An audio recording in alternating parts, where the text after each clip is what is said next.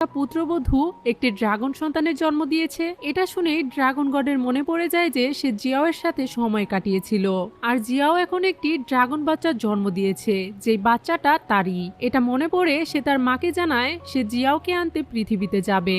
এটা বলে সে পৃথিবীতে যাওয়ার জন্য রওনা দেয়। তখনই সে রাস্তার মধ্যে দেখতে পায় একটা বিরাট আলোর রোশনি তার সামনে রয়েছে।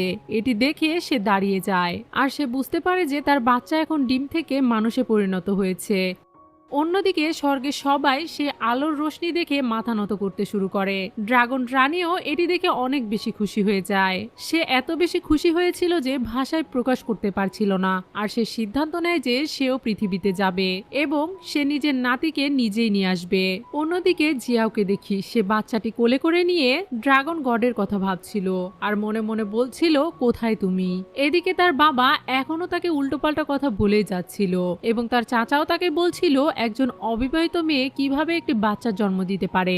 নিশ্চয়ই তোমার কোনো পুরুষের সাথে অবৈধ সম্পর্ক ছিল, যেটা আমাদের পরিবারের জন্য খুবই লজ্জাজনক। তার এরকম কথা শুনে এখন জিয়ার বাবা তাদেরকে আদেশ করে যাতে ওই বাচ্চাটিকে নিয়ে যাওয়া হয়। এটা শুনেই তো জিয়া